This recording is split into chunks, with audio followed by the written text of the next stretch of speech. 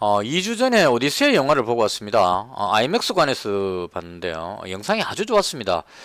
CG 사용을 줄이고 모형을 만들어가지고 영상을 제작했다 하더라고요. 그래서 실감나는 장면들이 많았던 것 같고요. 음량 효과도 상당히 좋았습니다. 그리고 그것보다 더 저한테 크게 다가온 거는 영화의 내용 부분이었습니다. 10년을 끌어온 전쟁, 트로이 전쟁에 지친 병사들이 얼마나 잔인하고 타락할 수 있는지를 보여줄 수 있는 영화였고요. 그리고 신뢰가 무너진 그러한 문명은 멸망해 간다는 그 과정들을 잘 표현했다, 이렇게 생각이 들었습니다. 영화는 시인의 노래로 시작됩니다. 지팡이로 마룻바닥을 두드리면서 탕탕탕 페이스 페이스 이렇게 쫙 흘러가죠. 그리고 이제 해변을 서성이고 있는 생각에 잠긴 주인공 모습이 나오고요. 그리고 거대한 목마가 등장을 합니다. 트로이 사람들이 목마를 성 안으로 끌고 들어갑니다. 왜 저 목마를 불태우지 않고 성 안으로 끌어들였을까, 이런 생각이 드는데요. 아마도 그건 아테네 신에게 바치는 제물이라고 이야기했기 때문에 신에게 바치는 신성한 제물은 존중되어야 한다는 모두의 믿음이 있었기 때문에 그렇지 않나, 이런 생각이 듭니다. 목마 속에 숨어있던 병사들이 한밤중에 이제 성문을 열게 되고요. 성문이 열리면 갑옷 입은 그리스 병사들이 쏟아져 들어옵니다. 그들의 목표는 단 하나죠.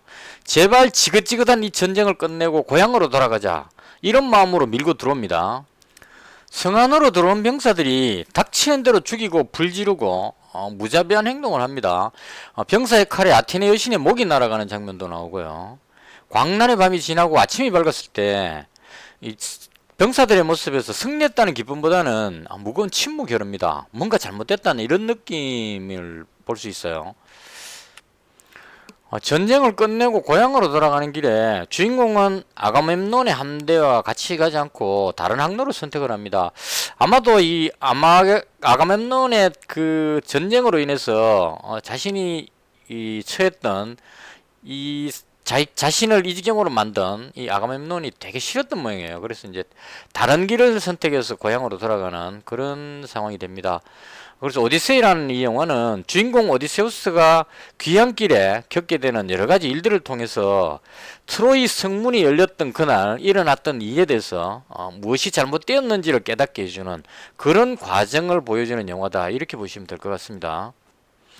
한참을 항해하고 나서 이제 식량이 떨어지려고 하니까 주변에 있는 육지에 내려서 식량을 보충하러 내립니다. 그런데 마을 주민들이 병사들을 보고 놀래서 이제 막 도망을 치죠. 그래서 병사들이 쫓아가서 주민들을 죽이면서 마을을 불태우고 식량을 약탈해서 나오게 됩니다. 아마도 이 부분이 트로이 성문이 열렸을 때 도망치는 트로이 사람을 죽이고 불태우는 그런 상황을 보여주는 것 같아요. 왜 죽였을까? 그 이유는 단 하나입니다. 고향으로 돌아가겠다는 그 마음, 지긋지긋한 전쟁을 끝내고 고향으로 돌아가겠다는 그 마음 하나로 무고한 사람들을 무참히 학살하고 마을을 불태우고 식량을 약탈하는 그런 만행을 스스럼없이 저지른다, 이렇게 묘사를 한 것 같아요. 그 다음 이제 상륙한 곳에서 양떼를 따라서 들어갔다가 동굴에 들어갔는데요. 거기서 외눈박이 거인을 만나게 되죠. 외눈박이 거인의 동굴에 갇혀가지고 어떻게 탈출할까 막 고민하다가 잠든 거인의 눈을 찌르고 그 다음 그 죽은 병사의 시신도 버려둔 채로 도망쳐 나옵니다.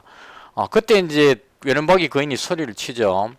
포세이돈이여, 이 원수를 갚아주십시오, 이러죠. 그런데 그 옆에 있던 부하가 이야기를 합니다. 저 거인이 말을 할 줄 아는 걸 알았다면 진작 대화를 해볼 걸, 이렇게 이야기를 하죠. 이 부분은 아마도 그 트로이 성을 점령하기 위해서 목마를 이용해서 속임수로 성을 무너뜨린 그 부분을 묘사를 하는 것 같습니다. 거인의 잠자는 눈을 찌르고, 그러니까 원래 주인공이 사냥을 할 때도 활시를 당겨가지고 소리를 내고 그 다음 이제 사냥을 하죠. 명예롭게 싸운다, 이런 뜻이었는데 잠자는 거인의 눈을 찔렀다는 이런 야비한 행동, 이걸 보여주기 위해서 그런 것이 아닌가, 이런 생각이 들었습니다. 그리고 이제 그 다음 내린 그 땅에서는 거인족들을 만나게 됩니다. 거인족들이 그 갑옷을 입고 막 공격해서 들어옵니다.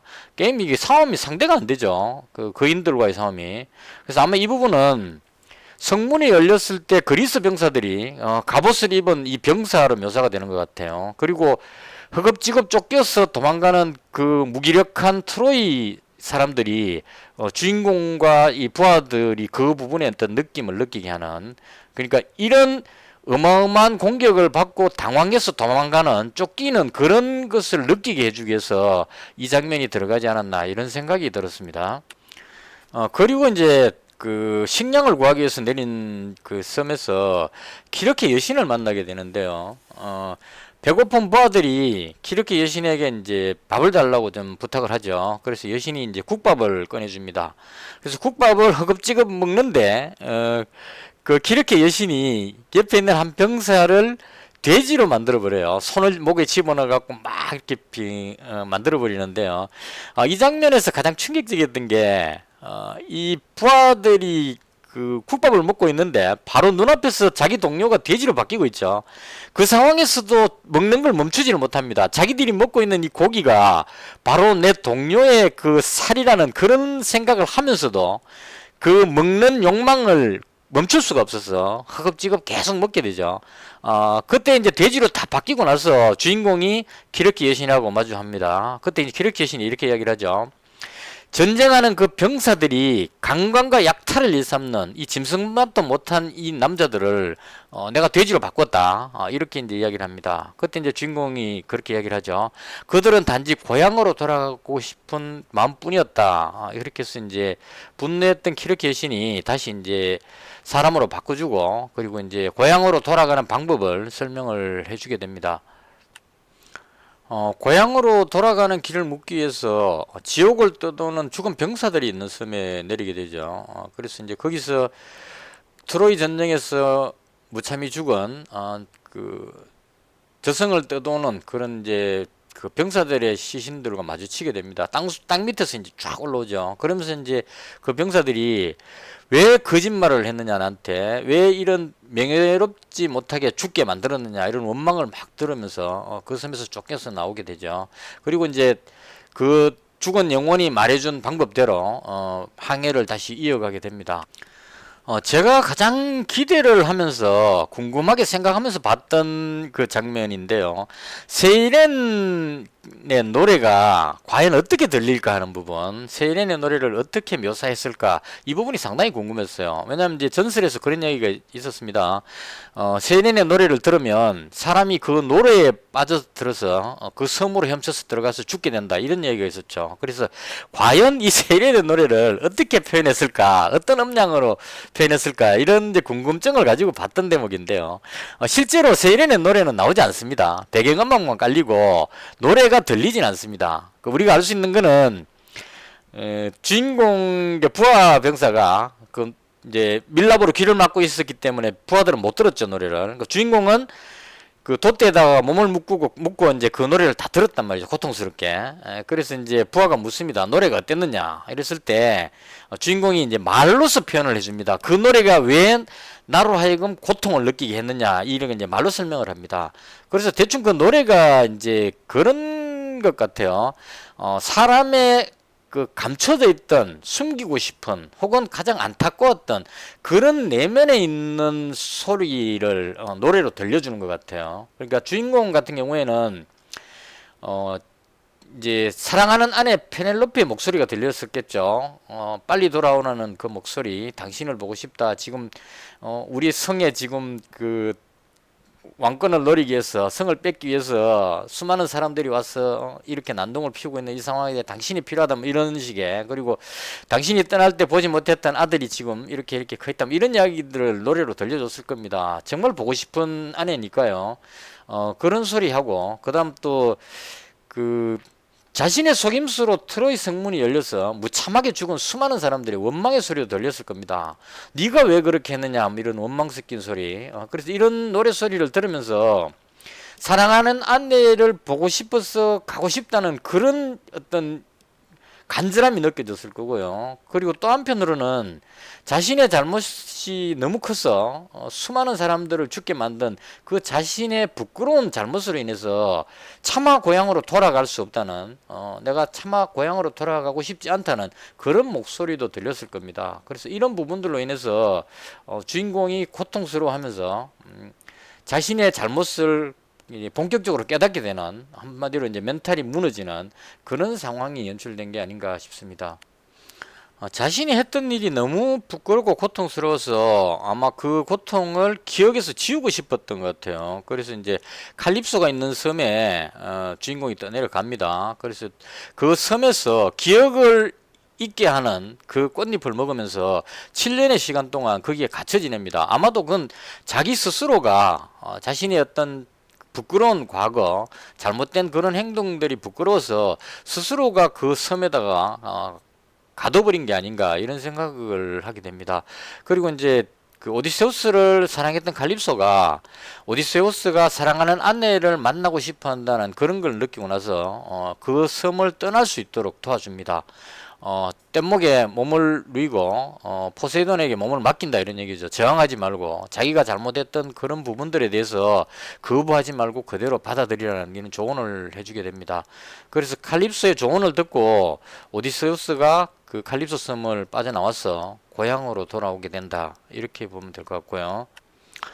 마지막에 이제 그 오디세우스가 고향으로 돌아와서 거지 차림으로 성 안에 들어가죠. 그리고 이제 그 성 안에서 그 오디세우스가 없는 틈을 타서 그 왕국을 차지하려고 들어오는 그 악당들, 제우스의 법을 악용해서 거기에 죽치고 있던 인간들을 모두 처단해 버립니다. 그래서 이제 그 악당들을 다 처리하고, 그리고 이제 그 트로이 전쟁에서 죽은 억울한 영혼을 달래기 위해서 아내와 함께 배를 타고 서쪽으로 항해를 하면서 이 영화는 끝이 나게 됩니다. 영화가 끝나고 나서 자막이 올라올 때까지 한참 동안 그 자리에 앉아서 그 영화의 내용들을 음미를 하면서 앉아 있었던 기억이 나는데요. 뭔가 많은 것을 느끼겠습니다. 특히나 이 10년 동안 끝나지 않는 트로이 전쟁에서 그 병사들이나 주인공, 그 인간이 행동하는 그런 것들을 보면서 그 한 문명이 이제 끝나버리게 되죠. 멸망하게 됩니다. 서로의 그 불신으로 인해서 불신이 불길처럼 퍼져나가서 서로를 믿지 못하는 그런 상황이 되고 결국은 문명이 멸망하는 그런 과정을 겪게 되죠. 그래서 그 상황을 보면서 지금 우리 현대 사회는 괜찮은가, 현대 사회는 어떤가를 생각을 하게 됩니다. 러시아 우크라이나 전쟁이 지금 4년 반이 지났는데요, 아직 끝이 나지 않습니다. 그리고 미국, 이스라엘, 이란이 아직 전쟁을 하고 있고요. 만약 이 전쟁이 10년을 넘어간다면 그 전쟁을 치르는 사람들, 그 전쟁을 보고 있는 우리 마음속에 어떤 생각이 들 것인가? 상대방을 죽이기 위해서, 이기기 위해서 드론으로 무자비한 공격을 하는 그런 것들이 서로가 모두가 다 그게 잘못이 아니다, 전쟁을 이기면 되지, 이런 마음으로 흘러갔을 때 이 우리 현대 문명도 끝나게 될지도 모른다, 종말이 오게 될지도 모른다, 이런 걱정도 생기고요. 그런 부분으로 인해서 많은 생각들을 하게 하는, 그리고 장면들이 넓은 바다를 배경으로 펼쳐지는 이런 장면들도 상당히 좋았다, 이런 생각이 들면서 한참 동안 이 영화에 대한 좋은 기억들, 그런 생각들을 하게 됐습니다.